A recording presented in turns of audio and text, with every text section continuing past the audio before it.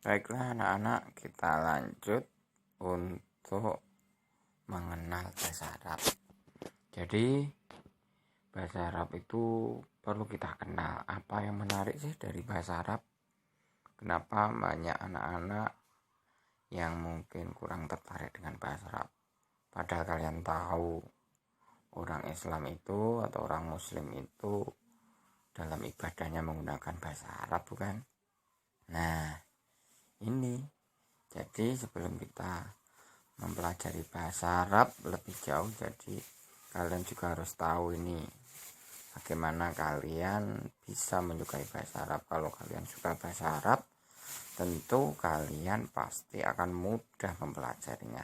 Nah, saya di sini akan sampaikan ada berapa ya? Ada sekitar 7 alasan kenapa kita harus belajar bahasa Arab.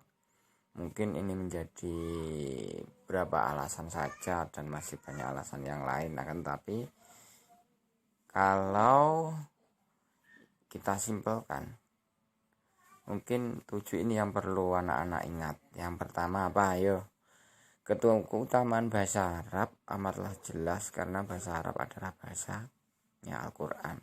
Jadi kita pernah mendengarkan dari sebuah istilah annal lughatal arabiyyah ya lughatul Quran wa annal lughatul Quran ya lughatul jannah. Artinya apa? Bahasa Arab itu adalah bahasanya Al-Quran, bahasa Al-Quran itu adalah bahasa surga. Jadi apakah orang-orang yang tidak bisa berbahasa Arab itu tidak bisa masuk surga? Dalam sebuah hikayat, iya. Loh, terus gimana? Apa kita perlu wajib belajar bahasa Arab? Nah, kalian tahu kalau orang yang sudah meninggal itu masuk kuburan ditanya sama malaikat, man rabbuka? Siapa Tuhanmu? Man nabiyuka? Siapa nabimu? Madinuka? Apa agamamu? Nah, itu. Tapi saya nggak nakut-nakutin. Kenapa di dalam bahasa Arab itu dinyatakan bahwa bahasa Arab adalah bahasa surga? Ya tentu saja. Di surga itu semua orang yang masuk surga, entah orang Prancis, orang Jawa, orang Dayak, atau orang siapapun, kalau memang bertakwa kepada Allah, pasti akan masuk surga. Dan otomatis bisa masuk surga seperti itu. Tapi kita tidak mungkin bisa memahami Islam tanpa kita mau mempelajari bahasa. Sholat kita pakai bahasa Arab, doa kita pakai Arab, meskipun dalam doa pun tidak semua wajib pakai bahasa Arab. Nah, yang pertama itu seperti disampaikan dalam Al-Quran, walaqad darabna linnasi bihadzal qur'ani min kulli masalil la'allahum yatadzakkarun qur'anan arabiyyan ghairu dzi iwajin la'allahum yattaqun. Nah, itu dalam surat Az-Zumar, coba dilihat itu. Sesungguhnya telah kami buatkan bagi manusia dalam Al-Quran ini setiap perumpamaan supaya mereka dapat pelajaran. Ialah Al-Quran dalam bahasa Arab yang tidak ada kebengkokan di dalamnya, supaya mereka bertakwa. Nah, Syekhul Islam Ibnu Taimiyah rahimahullah mengatakan al-lisanu arabi syiarul Islam wa ahli. Bahasa Arab adalah syiar Islam dan syiar kaum muslimin. Dalam disebutkan juga dalam Iqtida Asyurat al-Mustaqim. Itu alasan yang pertama, bahwasanya Al-Quran menggunakan bahasa Arab seperti yang saya tadi sampaikan. Lalu apa yang kedua? Kenapa kita harus belajar bahasa Arab? Nah, itu yang kedua disampaikan bahwasanya mempelajari bahasa Arab itu lebih mudah dalam menghafalkan, memahami, mengajarkan, dan mengamalkan isi Al-Quran. Jadi kalau kita pandai atau kita tahu hurufnya Arab, kita dapat membaca ayat dalam sholat kita mendapatkan pahala. Dalam membaca Al-Quran pun kita dapat pahala. Jadi ada kata-kata man yatakallam bil lughatil arabiyyah walau harfan falahu ajrun. Jadi dalam bahasa Arab kalau kalian mengatakan satu huruf saja maka dapat pahala. Kalau dua huruf Allahu Akbar itu sudah berapa huruf dapat pahala. Jadi setiap huruf mengandung pahala. Jadi nggak ada dalil selain itu di dalam Al-Quran. Ketika kita baca Al-Quran, tiap huruf yang kita lafalkan dengan benar dan baik dapat pahala. Kalau kita baca cerpen dapat pahala? Nggak ada.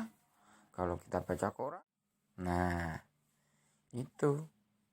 Tapi saya nggak nakut-nakutin. Kenapa di dalam bahasa Arab itu dinyatakan bahwa bahasa Arab adalah bahasa surga? Ya tentu saja di surga itu semua orang yang masuk surga, entah orang Prancis, orang Jawa, orang Dayak atau orang siapapun, kalau memang bertakwa kepada Allah pasti akan masuk surga dan otomatis bisa masuk surga seperti itu. Tapi kita tidak mungkin bisa memahami Islam tanpa kita mau mempelajari bahasa. Sholat kita pakai bahasa Arab, doa kita pakai Arab, meskipun dalam doa pun tidak semua wajib pakai bahasa Arab. Nah, yang pertama itu seperti disampaikan dalam Al-Quran, walaqad darabna linnasi fi hadzal qur'ani min kulli masalil la'allahum yatadzakkarun Qur'anan Arabiyyan ghairu dzi iwajin la'allahum yattaqun. Nah, itu dalam surat Az-Zumar, coba dilihat itu. Sesungguhnya telah kami buatkan bagi manusia dalam Al-Quran ini setiap perumpamaan supaya mereka dapat pelajaran. Ialah Al-Quran dalam bahasa Arab yang tidak ada kebengkokan di dalamnya, supaya mereka bertakwa. Nah, Syekhul Islam Ibnu Taimiyah rahimahullah mengatakan al-lisanu arabiy syiarul Islam wa ahli. Bahasa Arab adalah syiar Islam dan syiar kaum muslimin. Dalam disebutkan juga dalam Iqtida Asyurat al-Mustaqim. Itu alasan yang pertama, bahwasanya Al-Quran menggunakan bahasa Arab seperti yang saya tadi sampaikan.